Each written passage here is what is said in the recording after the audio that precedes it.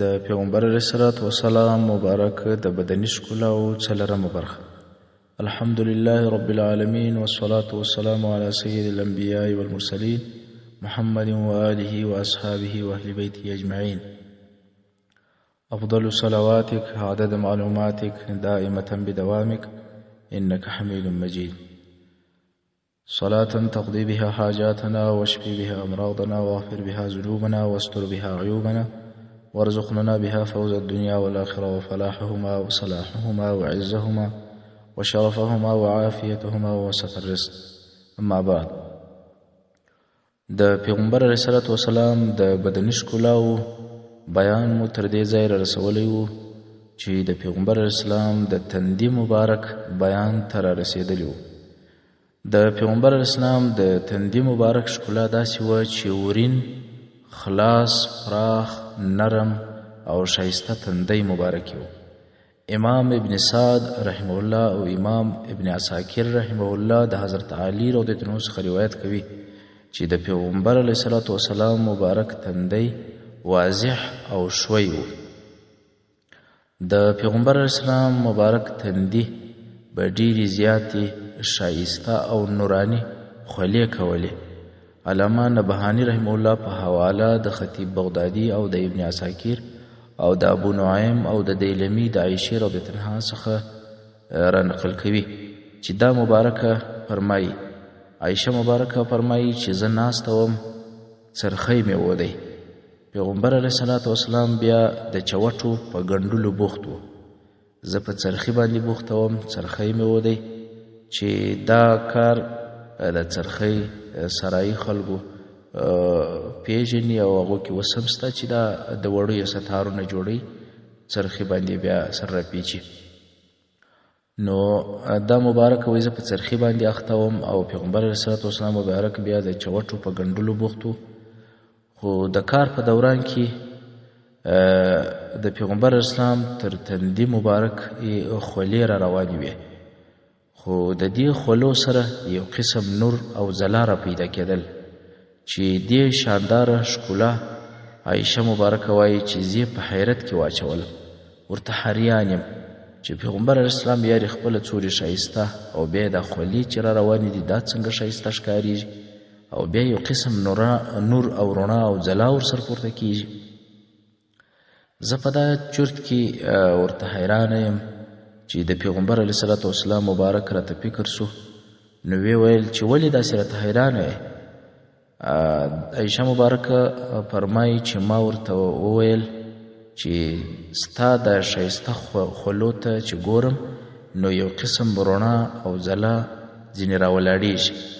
او عایشې مبارکې رضی الله تعالی عنها نور هم پسې زیاته کړه او ویې ویل ولکه چیرې ابو کبیر الحذلي چې دا په عربو کې یو ډیر نامتو شاعر و، نو دا مبارک ورته وایي که چیرې ابو کبیر الحذلي شاعر ته لیدلی وای نو دا به ورته معلومه سوی وای چې ته د ده د شعر او شاعري ډیر لایق یې. بیا بیا عایشې رضی الله تعالی عنها مبارکې د شاعر ابو کبیر الحذلي هغه دوه بیتونه و پیغمبر علیه السلام ته زمزمه کړل چې په هغو کې شاعر د خپل یو محبوب د حسن ستاینه کوي. یعنی عایشه مبارک ورته وویله چې حذلي شاعر خو د خپل بل محبوب ستاینه او صفت کوي، د هغه ښکلاوې بیانوي، خو که یې ته لیدلی وی خپل اشعار بیا ستا پر طرف را برابر کړي وای او ستا ستاینه بیا پکې کړی وای.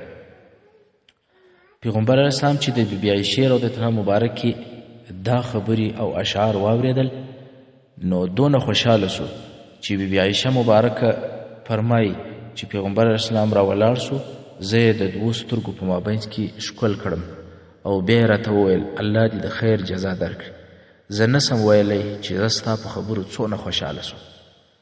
موږ تاسې ته یو خو د پیغمبر علیه الصلاة والسلام مبارک دغه ښکلا را څرګنده سوه او بل د دې څه یو بله خبره هم را اخیستلی سو چې د خاوند او د ښځې په مابینځ کې باید دغه رقم د مینې او د محبت تعلق وي او د مینې او د محبت څرګندونې باید یو بل ته وکړي، یو د بل څه د خوشحالۍ اظهار وکړي، یو د محبت اظهار وکړي، یا بل د بله څه، نو به په مابینځ کې یو ښه ټولنه راسي، په وجود یو ښه ژوند به مابینځ ته راسي.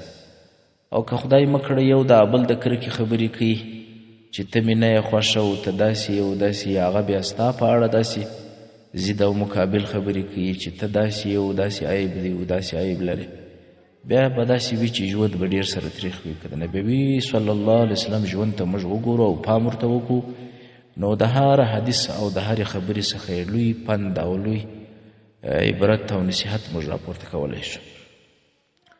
دغه روایت چې مې مخکې ذکر کړی دا تاریخ بغداد او تاریخ دمشق او حلیة الاولیاء او مسند الفردوس او جمع معجزات دا ټول کتابونه ذکر کوي. او د دې حدیث په پای کې امام جلال الدین السیوطي رحمه الله فرمایي چې دا حدیث امام بخاري رحمه الله هم نقل کړی دی. امام بهقي رحمه الله د حسن ابن علي رضی الله عنه څخه هغه بیا د خپل ماما څخه روایت کوي چې د پیغمبر اسلام تندی مبارک پراخ او امام نبهانی رحمه الله روایت نقل کوي د یو صحابي څخه چې هغه فرمایي د پیغمبر اسلام پراخ او غټ تندی و. دا روایت امام نبهانی په خپل کتاب جامع المعجزات کې ذکر کوي. دغه یو خبره هم د یادولو وړ ده، دا د امام نبهانی رحمه الله دا کتاب چې زه دلته ډېر روایت هم ځین راخم د جامع معجزات په نامه. دا د دې کتاب یو نوم یې جامع المعجزات دی، بل نوم یې رحمة للعالمین فی معجزات سید المرسلین.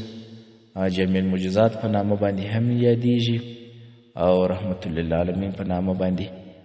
کله کله داسې وي د چاپ والا دا د کتاب یو نوم بل نوم وربدلي، خو اصلي نوم یې جامع المعجزات دی.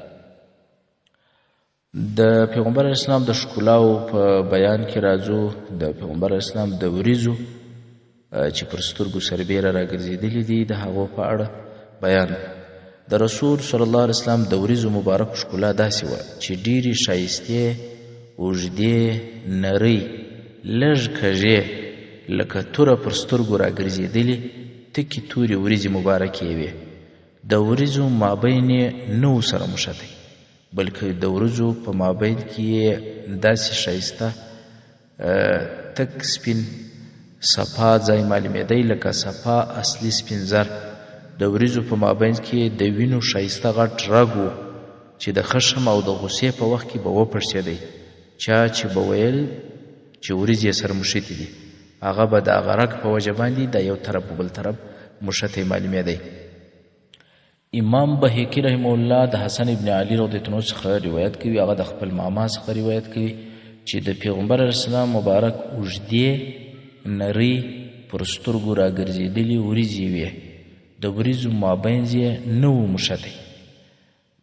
او علامه ابو عبدالرحمن رحمه الله فرمایي چې دا روایت د ام معبد د هغه روایت سره ټکر دی چې دا فرمایي د پیغمبر اسلام وریځې سره موښتې وې. نو ابو عبدالرحمن رحمه الله د دې دوو روایاتو په تطبیق فرمایي چې د پیغمبر اسلام د وریځو کیفیت داسې و چې وریځې به د لیرې څخه داسې معلومېدې لکه سره موښتې چې وي، خو د نږدې څه چې به یو چا ورته وکتل هغه به سره جلا وي.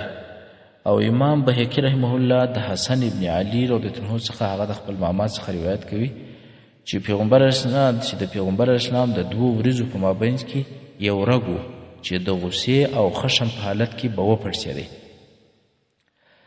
علامه برزنجي رحمه الله فرمایي چې د ابن حجر رحمه الله د هغه روایاتو په تطبیق کې چې د پیغمبر اسلام د وریځو په مابین کې جلاوالی ثابتوي او یا نفي کوي. یعنی بعضې روایات وایي چې د پیغمبر اسلام وریځې سره موښتې وې، بعضې وایي نه وې سره موښتې. نو دا دوه روایات خو ښکاره ټکر سره لري. نو علامه برزنجي د ابن حجر قول نقل کوي چې هغه فرمایي چې د پیغمبر اسلام وریځې مبارکې دوندې لږ فاصله په مابین کې وه چې د لیرې څخه به کتونکي دا ګمان وکړي چې سره موښتې دي، خو چې د نږدې څه به یې ورته وکتل بیا به ورته څرګنده سوه چې د وریځو په مابین کې یې لږ غوندې فاصله او جلاوالی شته. دا قول علامه برزنجي په خپل کتاب شرح مولد النبوي صلی الله علیه وسلم کې ذکر کوي. او علامه برزنجي رحمه الله په حواله د فیض القدیر لیکي چې د عربو هغه ورځې خوښې وې چې په مابینځ کې به یې فاصله او جلاوالی و، ځکه چې دوی به دا د نرم مزاج او ښه طبیعت علامه ګڼله، یعنی چې د چا ورځې سره جلا وي، څه فاصله وي، دا سړی د نرم طبیعت والا وي او د ښه طبیعت والا وي.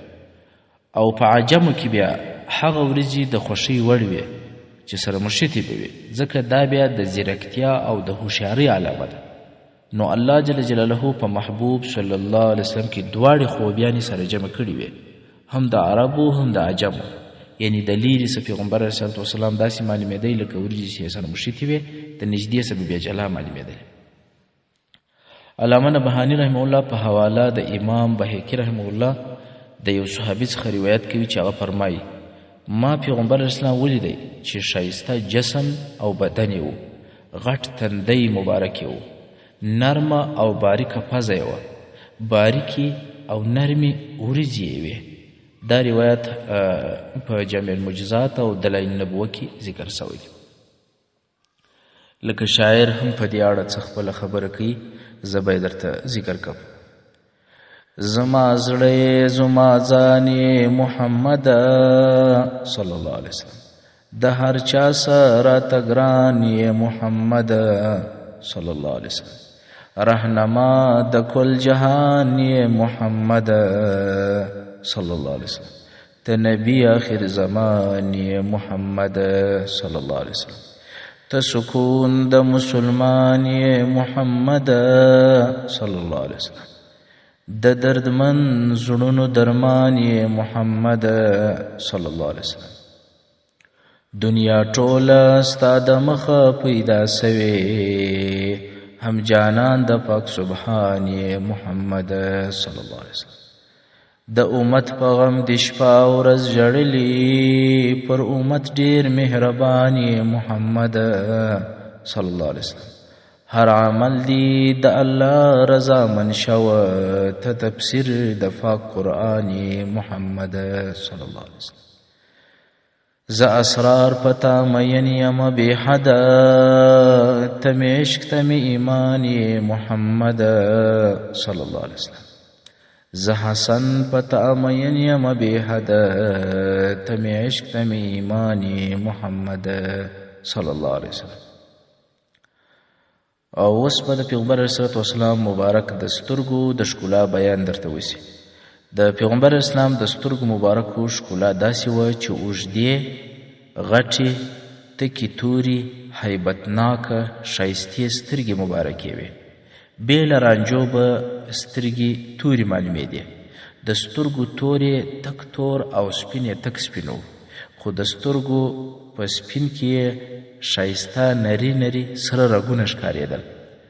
علامه یوسف ابن اسماعیل نبهاني رحمه الله په حواله د ابن عدي او ابن عساکر او امام بهقي د عایشې رضیالله عنها څخه روایت کوي چې پیغمبر اسلام په توره تیاره کې هم داسې لیدل لکه په رڼا کې، یعنی چې تکه توره شپه وه داسې تیز دید یې کوئ او داسې تیز یې هر څه لیدل لکه په سپینه ورځ کې چې موږ تاسې دید کوو. دا روایت جامع معجزات او دا رقم دلایل النبوه او دا رقم تاریخ دمشق او دا رقم تاریخ الکامل داسې نور کتابونه ذکر کوي. او امام بهقي رحمه الله د ابن عباس رضیالله عنه څخه روایت کوي چې پیغمبر اسلام په توره شپه کې هم داسې لیدل لکه په ورځ کې.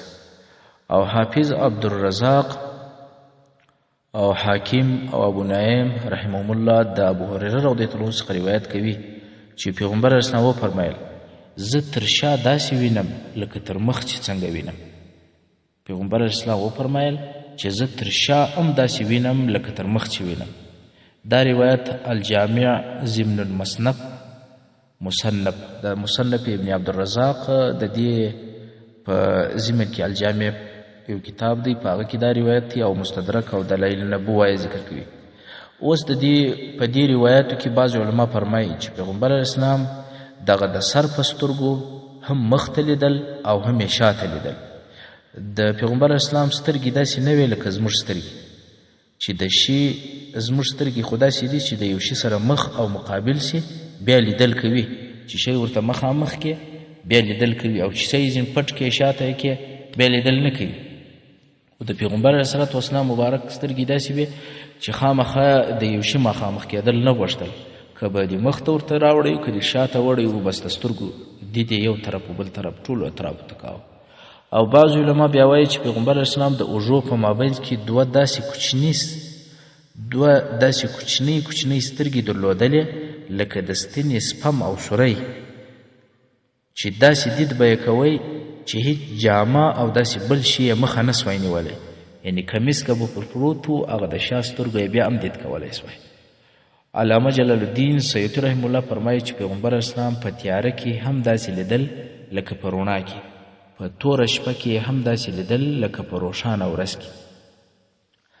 قاضي عیاض رحم الله فرمایي چې پیغمبر اسلام د مسجد نبوي د جوړولو په وخت کې کعبه شریفه لیدل. د مدینې منورې څخه و نجاشي ته چې په حباشه ښار کې وفات سوی و لمونځ ورکړی، د هغه جنازه یې لیدل. په مکه مکرمه کې په هغه وخت کې چې تازه د معراج د سفر څخه راغلی و قریشو ته د بیت المقدس اوصاف او داسې نور بیانونه کول، خو په داسې شکل بیان ورته کوئ لکه مخامخ چې یې ویني. یعنی که دغه د قاضي عیاض رحمه الله خبرې ته فکر وکړو، نو قاضي عیاض رحمه الله څو دلایل ذکر کړ. یو دلیل دا ذکر کړی چې د پیغمبر علیه الصلاة والسلام سترګې زموږ ستاسې غوندې نه وې، بلکې ډېرې تیزې وې. نبی علیه الصلاة والسلام مبارک په مدینه منوره کې دی، خو مسجد نبوي پر کعبه شریفه باندې برابر جوړی. په هغه وخت کې قبله نما او داسې شی نه و. د نبی علیه الصلاة والسلام مبارک کعبه شریفې ته کتل، د مسجد نبوي محراب پر کعبه شریفه برابر جوړ کړي، چې تقریبا 500 کیلومتره زیات کم لار د مدینې منورې او د مکې مکرمې په مابین کې. او بل د پیغمبر علیه الصلاة والسلام مبارک سترګو دونې زیات دید و چې قاضي عیاض بل دلیل ورباندې وایي چې نبی علیه الصلاة والسلام په مدینه منوره کې و او نجاشي باچا چې په حبشې ښار کې هلته وفات سوی و، نبی علیه الصلاة والسلام د مدینې منورې څخه و هغه حبشې ښار ته کتل او هلته یې د نجاشي جنازه لیدله او هغه ته یې لمونځ ورکاوه. او دریم دلیل قاضي عیاض رحمه الله دا وایي چې کله پیغمبر علیه الصلاة والسلام مبارک د معراج د سفر څخه تازه راغلی، نو قریشو د بیت المقدس په اړه پوښتنې ځین کولی چې څو دروازې دي د بیت المقدس او څو کلکینانې دي او څو تنبیې دي او فلان دي او فلان دي. پیغمبر علیه الصلاة والسلام مبارک د بیت المقدس بیان او اوصاف داسې ورته ذکر کول لکه مخامخ چې ورته ګوري. او په یو روایت کې خو راځي چې جبرائیل علیه الصلاة والسلام بیت المقدس ورته ښکاره کوي، نو چې ښکاره سي هم او دا دی چې لیرې دی او ورته ګوري. نو د پیغمبر علیه الصلاة والسلام د سترګو دید په یو داسې انداز کې و چې تر ټول مخلوق کې ډیر تیز نظر او دید و. قاضي عیاض رحمه الله فرمایي چې د ابو هریره رضی الله عنه روایت دی چې پیغمبر علیه السلام وفرمایل چې کله الله جل جلاله و موسی علیه السلام ته تجلی را نازله کړه، موسی علیه السلام به 40,000 ګامه لیرې په توره شپه کې پر صافه ډبره میږی لیدی. قاضي عیاض رحمه الله دا روایت یو وارې بیا راګرځوم چې ښه فکر ورته وکړئ. قاضي عیاض رحمه الله فرمایي چې د ابو هریره رضی الله عنه روایت دی چې پیغمبر علیه السلام وفرمایل کله چې الله جل جلاله و موسی علیه السلام ته تجلی او نور او روشنایي را نازله کړه، موسی علیه السلام به 40,000 ګامه لیرې 40,000 ګامه لیرې په توره شپه کې پر صافه ډبره میږی لیدی. نو دا بعیده نه ده چې الله جل جلاله خپل محبوب صلی الله علیه وسلم ته تر دې لا زیات د سترګو دید ورکړي. نو د نبی علیه الصلاة والسلام معجزې چې دي هغه د ټولو انبیاو هم زیاتې دي او هم د ټولو انبیاو معجزې د ده ته الله جل جلاله ورکړي دي. لکه علامه نبهاني چې دا کم کتاب جامع المعجزات لیکلی دی هغه پر دغه عنوان لیکلی دی. د اول سر کې لا بیان دا دی چې د ټولو انبیاو معجزې خدای پاک و نبی علیه السلام ته ورکړي دي. نو چې موسی کلیم الله په تکه توره شپه کې یو کوچنی میږی پر 4,000 ګامه لیرې ویني، ځکه چې د الله په انوارو کې ډوب دی، نو د پیغمبر علیه الصلاة والسلام چې سردار د انبیاو دی د هغه د سترګو دید به څونه. علامه برزنجي رحمه الله په حواله د امام ترمذي رحمه الله روایت کوي چې د پیغمبر اسلام د سترګو تور هم ډیر زیات تور ول او سپین هم ډیر زیات سپین ول. علامه یوسف نبهانی رحمه الله په حواله د امام مسلم رحمه الله د حضرت جابر بن سمره رضی الله عنه څخه روایت کوي چې د پیغمبر اسلام د سترګو په سپین کې څه سوروالی ورګډو، یعنی په دا سترګو په سپینوالي کې یو څه سوروالی یا څه سره سره رګونه ول. امام بهقي رحمه الله د حضرت علي رضی الله عنه څخه روایت کوي چې د پیغمبر اسلام مبارک غټ سترګې وې، غټ او اوږده باڼوګانې ول، په سترګو کې یې څه سوروالی و او پیغمبري سترګې مبارکې داسې هیبتناکې وې چې امام مسلم رحمه الله د عمرو بن العاص رضی الله عنه څخه نقل کوي چې دی فرمایي تر هر چا پیغمبر اسلام راته زیات محبوب او خوښ و. زما په سترګو کې پیغمبر اسلام تر هر چا لوی او عزتمن و. زما سره د پیغمبر اسلام داسې درناوی او عزت و چې دونې توان مې نه درلودی چې په پیغمبري چهره سترګې ډکې کړم. اوس که زما څخه څوک په دې هکله پوښتنه وکړي چې د پیغمبر اسلام بیان راته وکړه، زه به د بېتوانۍ څخه ووایم چې ما خو په پیغمبري ښکلا هیڅ کله سترګې نه دي ډکې کړي. دا روایت امام مسلم رحمه الله ذکر کړی دی. که تاسې فکر ورته وکړئ د عمرو بن العاص رضی الله تعالی عنه دا هغه لوی صحابي دی چې د دې څه بیانونه به انشاء الله تعالی تاسې د تاریخ الخلفاء چې کوم زموږ برخې نشر سوي دي هلته به مو اورېدلي چې دی د مصر فاتح دی او دی د ډیرو علاقو فاتح دی او دی د ډیر عمر سړی و، خاص کر لکه خالد ابن ولید چې څونې په جنګ کې نظامي پوهه درلوده او ډیر زړور او بهادر او ډیر یو لوی شان یې درلودی په مسلمانانو کې. نو دغه عمرو بن العاص رضی الله عنه هم دغسې زړور سړی و او دغسې جنګیالی او نظامي سړی و، ډیر د ډیر عمر خاوند سړی و او ډیر هوښیار او ډیر پوهه یې درلوده. کله کله به حضرت عمر رضی الله تعالی عنه مبارک د حضرت عمرو بن العاص رضی الله عنه د خبرو په اړه ویل چې دی ډیر هوښیار او ډیر پوهې خبرې کوي. عمر رضی الله عنه چې به کله یو بې خولي او بې ژبې انسان ولیدی ول د دې سړي د ژبې خالق او پیدا کوونکی هم خدای دی او د عمرو بن العاص رضی الله عنه د ژبې خالق او پیدا کوونکی هم خدای دی. یعنی ته دې ته ګوره دغه خدای پاک داسې بې خولي او بې ژبې پیدا کړی دی چې یوه خبر نشي کولی. او عمرو بن العاص رضی الله عنه ته بیا وګوره هغه هم دغه ژبه ده مګر خدای داسې هوښیارې خبرې ورکړي دي او داسې هوښیار عقل یې ورکړی دی او داسې پوهه یې ورکړې ده چې خلک یې خبرو ته حیرانېږي.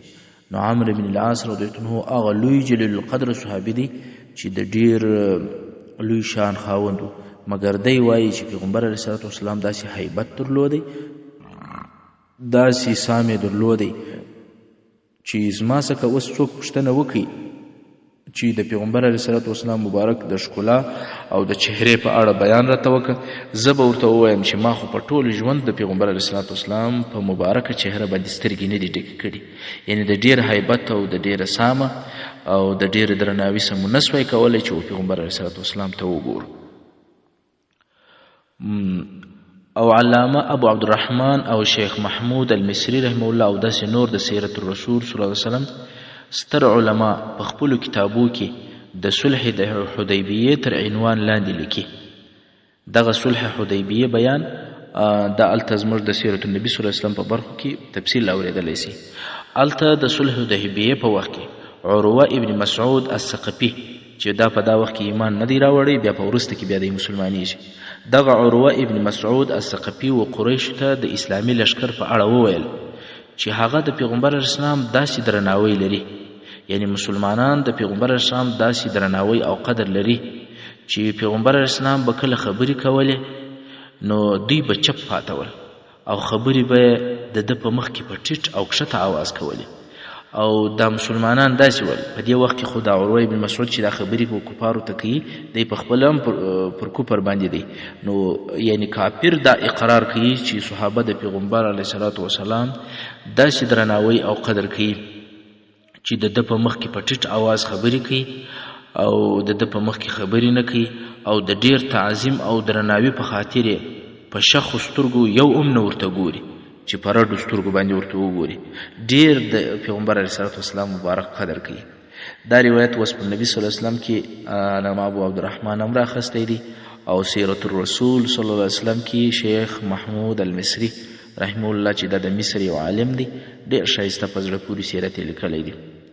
او قاضي عیاض رحمه الله فرمایي چې پیغمبر اسلام تر شا هم داسې لیدل لکه تر مخ او په تیاره کې هم داسې لیدل لکه په رڼا کې. او علامه نبهاني رحمه الله په حواله د امام ترمذي او ابن ماجه او ابو نعیم د ابو ذر رضی الله عنه څخه روایت کوي چې پیغمبر اسلام وفرمایل چې زه هغه څه وینم چې تاسې یې نه وینئ او زه هغه څه اورم چې تاسې یې نه اورئ. محترم اوریدونکو، څنګه چې وخت پای ته رسیږي زموږ پاته بیان د پیغمبري ښکلاو به په راروانو برخو کې واورئ انشاء الله تعالی. وصلى الله تعالى على رسول خير خلقه محمد وآله وأصحابه وأهل بيته أجمعين.